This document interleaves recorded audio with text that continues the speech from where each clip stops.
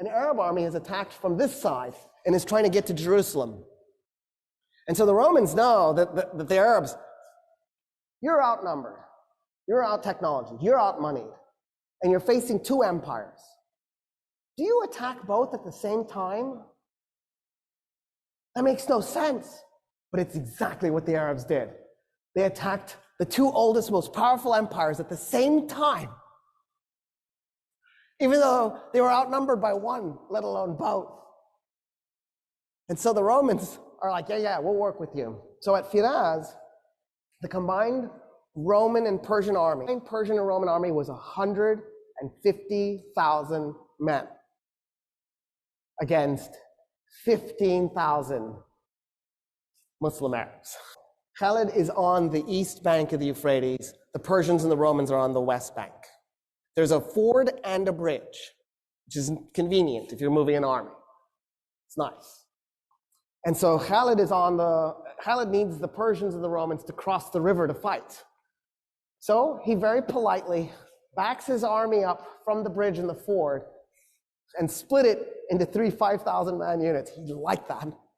And he put one upriver, one downriver, and then pulled the other one away from the river. And he just waited. So the Persians and Romans start to cross the bridge and they're also crossing the ford at the same time. And he waits and he waits and he waits. When 50,000 Persians and Romans had crossed the Euphrates, he blew a horn. The men that were up and down river attacked them by going along the riverbank and tried to then merge at the bridge and the ford so that they would cut the guys who had crossed off from the guys on the other side. Then what Khalid did was he took the 5,000 men who against 50,000 and he has them charge into him. And he had his men as thin as possible. And then he backs his men up and then he charges again. And then he backs his men up and he charges again. And every time his horses go in to those men, it compressed them a little bit. It compressed them a little bit more. So after a while, the Persians and the Romans are so compressed, they can't move their arms, they can't swing their weapons. He's just compacted them together. And they realize what he's done to them.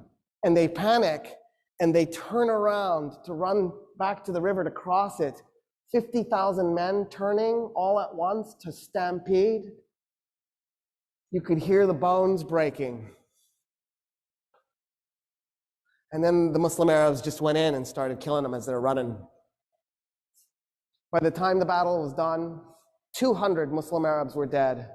50,000 Persians and Romans were dead.